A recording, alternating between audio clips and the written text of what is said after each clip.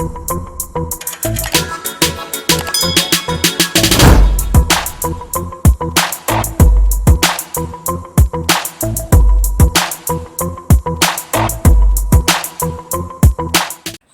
आंखों, सुनते कानों, धड़कते दिलों को इन्फोशेक का सलाम पहुंचे। दोस्तों, आपका बहुत बहुत शुक्रिया, धन्यवाद इतना प्यार और इतना इज़्ज़त देने का। आज की वीडियो है दुबई टू कनाडा। बड़ा ही तगड़ा इन्फॉर्मेशन मैं आप लोगों को देने वाला हूं। जैसा कि आपने मुझे इतना प्यार दिया लास्ट वीडियो पे, वो थी दुबई टू यूरोप। आज का हमारा जो है कि टॉपिक है कि आप लोगों ने दुबई टू कनाडा कैसे जाना है। कॉपी पेन पकड़ के बैठ जाइए, क्योंकि आपने करनी है चीज़ें नोट। और मैं आपको देने वाला हूँ बड़ी ही ज़बरदस्त और तगड़ी नॉलेज, एक तगड़ी इन्फो जो आपके काम आने वाली है। आप लोगों को बताने वाला हूँ मैं आज कि आपने यहाँ से कैसे कनाडा जाना है। वीडियो एंड तक देखिएगा, क्योंकि अगर आपने एक भी चीज़ मिस कर दी तो थोड़ा सा मसला हो सकता है। इस वजह से मेरे साथ बने रहिए। और मैं लास्ट में एक और चीज़ बताने वाला हूँ कि जो लोग दुबई में नहीं, कुवैत में, बहरीन में, सऊदीया में, किसी भी जीसीसी कंट्री में हैं, वो लोग तो जा सकते हैं। लेकिन जो लोग पाकिस्तान, इंडिया, नेपाल, बांग्लादेश में बैठे हैं, वो भी लोग जा सकते हैं। उनको बताऊंगा मैं शॉर्टकट तरीका, लेकिन वो लास्ट में, क्योंकि ये वीडियो है सबसे पहले उन लोगों के लिए जो जीसीसी कंट्री से बाहर जाना चाहते हैं। तो जल्दी से टॉपिक स्टार्ट करते हैं। लेकिन उससे पहले मैं आपको एक छोटी सी चीज़ बता दूं। इन्फो वो बंदा दे जो ऑलरेडी इन सब कंट्रीज में ऐसे जा चुका हो। ये नहीं कि बस अपना आराम सुकून से वो एक छोटे से कमरे में बैठ के वीडियो ऑन करके तो पूरी डिटेल लोगों को देता रहे और अपना चुरन बेचता रहे। ऐसा कुछ नहीं। इस वजह से मैंने सोचा कि मैं अपने व्यूअर्स को, अपने चाहने वालों को सबसे पहले बता सकूं कि आपने कैसे स्टार्ट करना है और आप इन्फो कैसे ले रहे हैं। क्योंकि अगर आप अपना टाइम ज़ाया कर रहे हैं, अगर आप बैठे हैं एक वीडियो देखने के लिए, तो आपको पता होना चाहिए कि जो इन्फो दे रहा है वो किससे मिल रही है। आया उसको खुद भी पता है, आया वो खुद भी जा चुका है। तो इस वजह से मैंने सोचा कि मैं सबसे पहले आपको बताऊं, आपको वो पिक्चर सिखाऊं कि मैंने जर्नी अपनी कैसे स्टार्ट की और मैंने कैसे वीज़ास लिए। तो स्क्रीन पे देखिए सबसे पहले मलेशिया, सिंगापुर। थोड़ा सा बड़ा कीजिए इसको प्लीज़।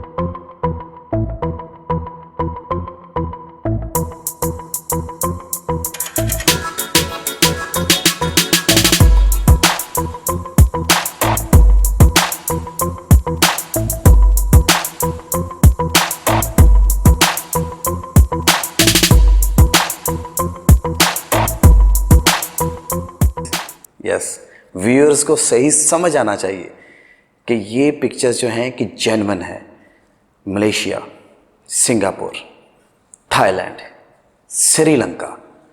सबसे पहले ये वीडियोस पिक्चर्स हो गई, देख लीजिए। उसके बाद आ जाए यूरोप, जर्मनी, इटली, फ्रांस, जिनका बहुत लोगों को पता है इस पेरिस, देखिए अपनी स्क्रीन पे। और उसके बाद लास्ट में देखिए कनाडा। ये है आप लोगों का टारगेट।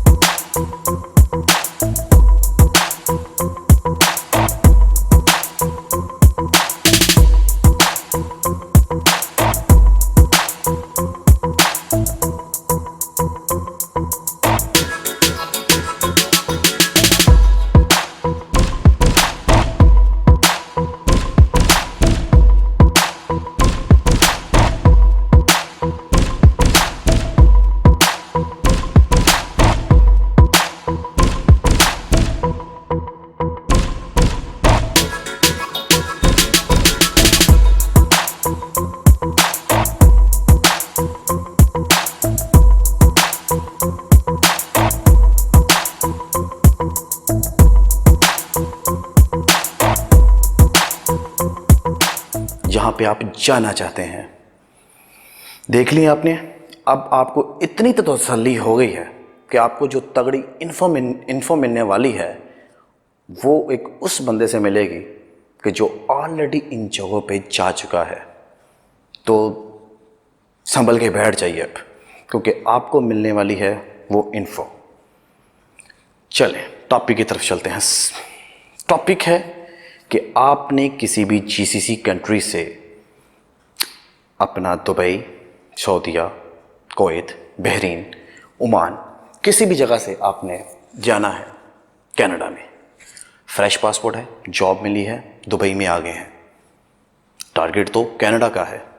करना क्या है अब? फ्रेश पासपोर्ट है। सबसे पहले आपने 4 कंट्रीज़ के छोटे छोटे वीज़े लगवाने हैं, जैसे मलेशिया, सिंगापुर, थाईलैंड, श्रीलंका। ऐसे आप कंट्रीज़ के वीज़े लगवा सकते हैं।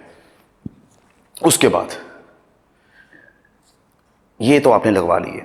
कंपनी से आपने लेटर हेड पे आपने छुट्टी मांग के 5 दिन, 7 दिन, 15 दिन, जितने दिन भी हैं आपने ये मंगवा लिए। उसके बाद आप चले भी गए, घूम फिर के आप वापस आ गए।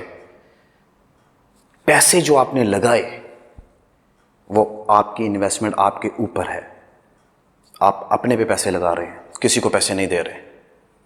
दुनिया घूमी, वीज़े भी लगवा लिए, फ्रेश पासपोर्ट, एक तगड़ा पासपोर्ट भी बनने जा रहा है, बना नहीं है, क्योंकि ये वीज़े आपको पाकिस्तान, इंडिया, बांग्लादेश, नेपाल से मिलने बड़े मुश्किल हैं। इस वजह से ये आपको पहला स्टेप हो गया, आपको वीज़े ये मिल गए। उसके बाद आपने क्या करना है? उसके बाद स्टेटमेंट की बारी आनी स्टार्ट है, क्योंकि इन कंट्रीज़ के लिए भी आपको इतनी स्टेटमेंट की ज़रूरत नहीं। तो दोस्तों, अगर आपकी सैलरी 7,000 दिरहम से ऊपर है तो फिर चांस लीजिए कनाडा का। वो लोग जो कह रहे हैं कि आपकी सैलरी कम भी हो तो आप कनाडा जा सकते हैं, ऐसा बिल्कुल नहीं है। आप कनाडा कम सैलरी में नहीं जा सकते। तो याद रखिए मेरी बात जो मैंने कही कि अगर आपकी सैलरी 7,000 से ऊपर या इतनी है तो फिर चांस लीजिए कनाडा के वीज़े का। अदरवाइज़ कोई ज़रूरत नहीं है अपना टाइम वेस्ट करने की और डिसार्ट होने की। चलें, आपने ये 4 मुल्कों के वीज़े लगवाए, आप वापस आ गए। स्टेटमेंट आपने बनानी कैसे है? स्टेटमेंट कैसी होगी कि आपने वीज़े अपने जो है कि लगवाने हैं यूरोप के, तो कैसे लगवाएंगे? पासपोर्ट फ्रेश था, 4 कंट्रीज़ के वीज़े लग चुके हैं, अभी आपकी ऑफिस में जर्नी स्टार्ट हुई है। अभी आपने क्या करना है? आपको मैं थोड़े से टिप्स बता रहा हूँ बड़े ज़बरदस्त, कि अगर आपके पास पैसे नहीं हैं थोड़े से, तो उन 3 महीनों में आप लोन अप्लाई कर सकते हैं, क्रेडिट कार्ड ले सकते हैं। जो दुबई में रहते हैं उनको पता है कि अगर उनकी सैलरी 5,000 से ऊपर है तो वो लोग ले सकते हैं। तो आपके पास अच्छी अपॉर्चुनिटी होगी, आप लीजिए। स्टेटमेंट की तरफ आइए। यूरोप के लिए कितनी स्टेटमेंट चाहिए होगी? यूरोप के लिए आपको चाहिए 30 to 40 to 45,000 दिरहम। इससे कम का सोचिएगा भी ना, क्योंकि आपको लगवाना है यूरोप का वीज़ा। आपको बताता हूँ आपने कैसे करना है। कंपनी से सेम वैसे ही लेटर हेड पे लिखवाइए कि आपको यूरोप घूमना है और आपको वो इतने दिन की छुट्टी देते हैं। आपको वो छुट्टी मिलती है। अब आइए स्टेटमेंट की तरफ। स्टेटमेंट क्या है, कैसी होनी चाहिए? ये तो नहीं कि अगर आपने उसमें इकट्ठे पैसे डाल दिए तो वो रिजेक्ट ही होगा, क्योंकि उस पर क्वेश्चन मार्क आ जाएंगे। जैसे मैंने लास्ट वीडियो पे अपने बताया था दुबई टू यूरोप, सेम वैसा है। अगर आपको फिर भी थोड़ा सा नहीं पता चल रहा तो दुबई टू यूरोप वाली जो वीडियो है वो ओपन करके देखिए। इतना लोगों ने प्यार दिया है उसमें कि मुझे बड़ी खुशी हुई कि आप लोग अच्छे से वीडियो देख भी रहे हैं और मुझसे क्वेश्चन कर रहे हैं मेरी ईमेल आईडी पे infosheikh@yahoo.com। तो दोस्तों, अपने पॉइंट पे आते हैं कि करना क्या है हमने। आपके अकाउंट में मैंने जैसे बताया 30,000 to 45,000 दिरहम होना चाहिए, और वो आप रखें पहले, और उसके बाद अपनी सैलरी डालनी स्टार्ट करें जैसे आपकी कंपनी डालती रहेगी। आपके 6 महीने तक पेशेंस की ज़रूरत है। यहाँ पे आपको वेट करना पड़ेगा, क्योंकि इन्वेस्टमेंट होनी है आपके ऊपर। जॉब लगी हुई है, सिलसिला चल रहा है ज़िंदगी का, तो इस वजह से पेशेंस रखें अपने ऊपर। जो लोग हम आते हैं पाकिस्तान, दुबई, पाकिस्तान, इंडिया, बांग्लादेश, नेपाल से, तो हमारे ऊपर एक चीज़ होती है कि आप जल्दी से वीज़ा लग जाए। ऐसा कुछ नहीं है, नामुमकिन है, नहीं लगेगा। तो थोड़े से पेशेंस लाएं अपने अंदर। इस पर टाइम लगना है थोड़ा सा, शहजादों, थोड़ा सा टाइम लगना है इस पर, लेकिन वीज़ा मिलना है। आपको पता चल जाएगा कि वीज़ा मिलेगा। चलें, लेटर हेड हो गया, सब कुछ आ गया, कंपनी की तरफ से आ गया, यूरोप का वीज़ा अप्लाई हो रहा है, स्टेटमेंट आपकी अच्छी भली अंदर थी, सैलरी 6 महीने ट्रांसफ़र हुई है, आपने वीज़ा अप्लाई कर दिया है। इटली का कर दें, पुर्तगाल का कर दें, स्विट्ज़रलैंड का कर दें, किसी भी कंट्री का आप कर दिया, आपका वीज़ा लग के आ गया। शॉर्टकट में जल्दी से बताऊंगा क्योंकि हमारा टारगेट है कनाडा का, तो मुझे उस फोकस उस पर करना है, क्योंकि ऑलरेडी मैं यूरोप की वीडियो बना चुका हूँ। चलें, आपका वीज़ा लग गया। आपने अब क्या करना है, जाइए 1 वीक के लिए, 4 दिन के लिए, 3 दिन के लिए, क्योंकि वो जो वीज़ा है वो 1 टाइम एंट्री है, वो मल्टी आपकी एंट्रीज नहीं है, 1 टाइम आपको एंट्री मिलेगी। जाइए, वापस आ जाइए, वापस आके तसल्ली से बैठ जाए, क्योंकि आपको वेट करना पड़ेगा 2 से 3 महीने फिर, क्योंकि आपने अब अप्लाई करना है अपने मेन टारगेट पे, Canada. Malaysia, Singapore, Thailand, Sri Lanka आप हो आए, उसके बाद आप यूरोप से भी हो आए, अभी आपका टारगेट है कनाडा। उसके लिए चीज़ें हैं बड़ी तगड़ी, क्योंकि उन्होंने इन्फॉर्मेशन मांगनी है यहाँ पे थोड़ी सी ज़्यादा, लेकिन आपके पास सब कुछ होना चाहिए। लेकिन एक चीज़ का ख्याल रखिए, इस पे 30 to 40,000 नहीं चाहिए। कनाडा नाम है एक कंट्री का, इस वजह से आपको चाहिए एक पेटी, मतलब कि 1 लाख दिरहम कम से कम होना चाहिए अकाउंट में। लग तो रहा है कितने पैसों में कैसे होगा, लेकिन आप खुद ही देखिए, पाकिस्तान, इंडिया, बांग्लादेश में, नेपाल में पीछे बैठे हुए आप 20-25 लाख दे रहे हैं कनाडा जाने के लिए लोगों को, जो ये भी नहीं पता कि काम होगा कि नहीं। ऐसा ही है। तो ये इन्वेस्टमेंट देनी तो किसी को नहीं, ये तो अपने ऊपर है, अपने ऊपर इन्वेस्ट करनी है और सिर्फ शो करना है। और ये भी नहीं है कि किसी भाई से पकड़ के अकाउंट में रख लेने हैं, ऐसा नहीं है। जब ही आपने अपनी स्टेटमेंट यूरोप के लिए भी तैयार करनी है, तो पहले फर्स्ट टाइम एक दफ़ा डाल लें, उसके बाद आपकी स्टेटमेंट उसी मंथ से स्टार्ट होगी जब आपकी पहली सैलरी आएगी। तो हम कंसीडर नहीं करेंगे वो जो पैसे हमने पहले डाले थे वो भी स्टेटमेंट के अंदर आएंगे, वैसा कुछ नहीं होगा। तो ज़बरदस्त आपकी स्टेटमेंट बनती जाएगी। दोस्तों, अगर इन्वेस्ट करेंगे अपनी ज़ात के ऊपर, फिर वीज़ा मिलेगा। अगर आप यही सोच के अभी जो है कि चुप करके बैठ जाएंगे कि नहीं जी 1 लाख दिरहम हमने कैसे लेके आना अकाउंट में, तो फिर ये काम नहीं होने वाला। क्योंकि मैंने पहले आपको कहा था, अगर है आपके पास बोबा तो फिर काम बनेगा।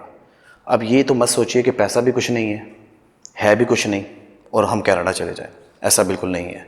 क्योंकि देखिए, आपके पास एजुकेशन नहीं है, वर्क परमिट आपको मिलने वाला नहीं है। जब इमिग्रेशन आपको नहीं मिल सकती, आपको वर्क परमिट नहीं मिल सकता, तो फिर तो वो भी नहीं काम करना है, और वो भी अपनी ज़ात के ऊपर। तो इस वजह से वीडियो को देखते रहें और मैं आपको बताता चलूँगा कि अब कनाडा का वीज़ा लगना कैसे है। ये जो हमने वीज़े लगवाए हैं, किस वजह से लगवाए हैं, क्यों हमने इतने पैसे लगाए हैं अपने ऊपर, क्यों इन्वेस्टमेंट किया है? क्योंकि कनाडा मांगता है पीछे 5 साल की ट्रैवल हिस्ट्री। कनाडा पूछता है कि आपके पीछे 5 साल की ट्रैवल हिस्ट्री क्या है, वो तो बतानी पड़ेगी। तो आप बता सकते हैं मुल्कों के, उन कंट्रीज़ के नाम जहाँ पे आप ऑलरेडी हो चुके हैं, आप वहाँ पे सैर करके आ चुके हैं। तो आपकी एक ये तगड़ी चीज़ बन जाएगी, क्योंकि फ्रेश पासपोर्ट के ऊपर अगर ये चीज़ें आ जाएंगी तो बहुत सारे चांसेस हैं वीज़ा लगने के। चलें, तो स्टार्ट करते हैं अभी कि कनाडा के लिए आपको कौन कौन सी चीज़ों की ज़रूरत है। फर्स्ट नंबर, जैसे मैंने आपको बता दिया कि कम से कम 90,000 टू 1 पेटी 1 लाख दिरहम होना चाहिए। अगर आपकी सैलरी 7,000 से ऊपर 10, 12, 15, 20,000 भी है तो ये एक टूरिस्ट वीज़ा है जो 400 दिरहम में आपको मिल रहा है फ्री ऑफ कॉस्ट। और जैसे आप लोगों को पता है कि कनाडा दुनिया का एक ऐसा कंट्री है जिसमें सिर्फ आपने पाँव रखना है तो दुनिया की कोई भी ताकत आपको वहाँ से निकाल नहीं सकती। ये वादा है कनाडा का, क्योंकि आप वकील करवा सकते हैं वहाँ पे एयरपोर्ट्स पे जो है कि काउंटर्स बने हुए हैं। तो चले, स्टेटमेंट आपने देख ली अपनी कि आपकी इतनी तगड़ी बन गई है। अब आपने क्या क्या चीज़ें जो हैं कि तैयार करनी है। चीज़ें कैसे तैयार करनी है?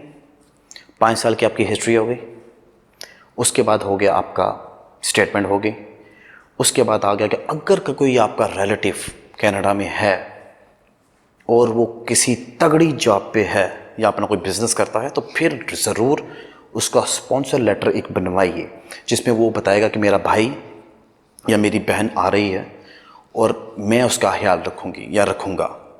अगर वो तगड़े हैं, अगर वो नहीं हैं तो फिर बिल्कुल नहीं लगवाइएगा, क्योंकि लोगों को शायद लगता है कि वो वहाँ पे बैठे हैं और वो अगर हमें एक लेटर दे देंगे तो हमारी चांसेस कुछ ज़्यादा हो जाएंगे, चांसेस कम हो जाएंगे, क्योंकि वो लोग ले रहे हैं वेलफेयर, ज़कात ले रहे हैं गवर्नमेंट से। और जो एक फैमिली वेलफेयर ले रही है वो आपकी responsibility I don't think so ले सकती है। तो क्वेश्चन मार्क आएगा इस पर। तो ज़रूरी नहीं कि आप कहें कि जो है कि वो तगड़ी पोस्ट के ऊपर हैं और वो आपकी टेक केयर कर सकते हैं, क्योंकि आपको यहाँ पे एक एक चीज़ सही बतानी है। तो दोस्तों ध्यान रखिएगा इस चीज़ का, बड़ी इम्पोर्टेंट चीज़ है ये कि आप लोगों ने इस चीज़ का बड़ा ध्यान रखना है। तो शहजादों करना क्या है अभी, इस चीज़ को ध्यान से रखिएगा। लेटर, स्पॉन्सर लेटर ऐसे नहीं ले लेना अपनी फैमिली से, बड़ा सोच समझ के लेना, क्योंकि वो लोग आपको नहीं बताएंगे कि वो वेलफेयर ले रहे हैं या नहीं ले रहे।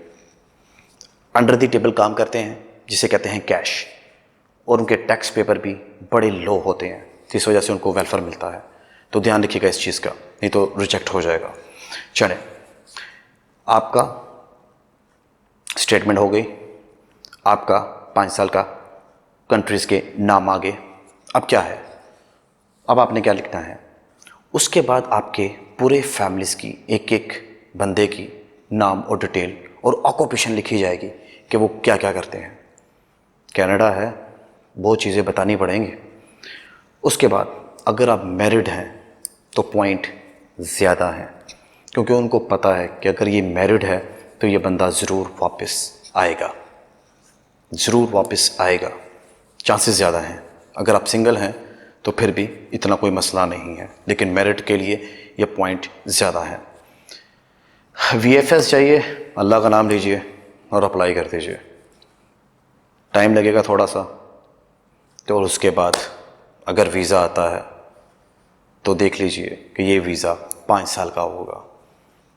कनाडा वीज़ा इशू ही 5 साल का करता है, उसके बाद आप कभी भी आ जा सकते हैं, लेकिन 6 महीने से ज़्यादा आप कनाडा में नहीं रह सकते। दोस्तों, मिस्टर प्रेसिडेंट जस्टिन जो हैं कनाडा के, बड़ा ज़बरदस्त काम किया उन्होंने। अभी कोविड-19 की वजह से अभी जो है कि लोग ट्रैवल नहीं कर रहे, बड़ी ज़बरदस्त अभी अपॉर्चुनिटी हैं। जो ही एम्बेसीज ओपन होती हैं, अगर आपकी स्टेटमेंट बनी हुई है या बनाने की कोशिश कर रहे हैं तो स्टार्ट हो जाएं, बिलीव मी, स्टार्ट हो जाए। ये बहुत ज़बरदस्त अपॉर्चुनिटी है अभी उन लोगों के लिए कि जो लोग कनाडा जाना चाहते हैं। देखिए कितना ज़बरदस्त काम है। आपने सबसे पहले वीज़े लगवाए अपने मलेशिया, सिंगापुर, थाईलैंड वगैरह के, उसके बाद यूरोप के लगवाए और उसके बाद आपने कनाडा का अप्लाई कर दिया। बिल्कुल सिंपल है। और पैसे किधर लग रहे हैं? आप अगर पैसे लगा भी अपने ऊपर रहे हैं तो आप घूम भी रहे हैं। सेम वैसे ही जैसे VFS में जाके आपने अपना पूरा फिंगरप्रिंट वगैरह चीज़ें देनी है और आपने अपनी पुलिस रिपोर्ट देनी है, और आपका जो है कि अब तो पुलिस रिपोर्ट भी उन्होंने ख़त्म कर दिया है, वो भी आपको करवाने की ज़रूरत नहीं है। आपका वीज़ा इतनी आसानी से घर बैठे बैठे लग जाएगा। कितना अच्छा काम है, किसी एजेंट को कहने से या किसी को कहने से बेहतर है कि आप अपना वीज़ा लगवा सकते हैं। देखिए, ये वीज़ा मैं बार बार बता रही हूँ उनके लिए है कि जिनके पास एजुकेशन नहीं है, वो इमिग्रेशन अपनी ओपन नहीं कर सकते, और दूसरे जो वर्क परमिट जो हैं कि नहीं ले सकते, उनके पास कोई ऐसे स्किल्स नहीं है कि वो वर्क परमिट ले सके। और वर्क परमिट यहाँ पे मिलना भी बड़ा मुश्किल है, हर बंदा झूठ बोल रहा होता है, अपना चूरन बेच रहा होता है। तो दोस्तों, ये बहुत ही ज़बरदस्त टाइम है आप लोगों के लिए कि आप वीज़ा अप्लाई कर लें। अब आ जाते हैं जो लोग बाहर हैं। मैंने आपसे कहा था, किसी को आज़ाद वीज़ा चाहिए हो, किसी को अकोमोडेशन चाहिए हो, कोई भी चीज़ आपको चाहिए हो, infosheikh@yahoo.com पे मुझे ईमेल कर दीजिए। सब चीज़ें प्रोवाइड करूँगा मैं। ये इसके लिए मैं वीडियो बनाऊँगा स्पेशली कुछ दिनों में, और आपको बताऊँगा कि अगर आपको किसी चीज़ की ज़रूरत है तो मुझसे रब्ता करें। दोस्तों, बड़ा ही ज़बरदस्त काम हो गया है, बड़ी ही ज़बरदस्त इन्फो मैंने आपके साथ शेयर कर दिया। अगर आपको कोई क्वेश्चन है, अगर आप कुछ पूछना चाहते हैं तो मुझे ईमेल कीजिए और मुझसे पूछिए। मैं आपको बताऊँगा ज़बरदस्त उसकी कि आपको क्या चीज़ जो है कि चाहिए। तो अपना ख्याल रखिए, शेयर कीजिए उन लोगों के साथ, शेयर कीजिए।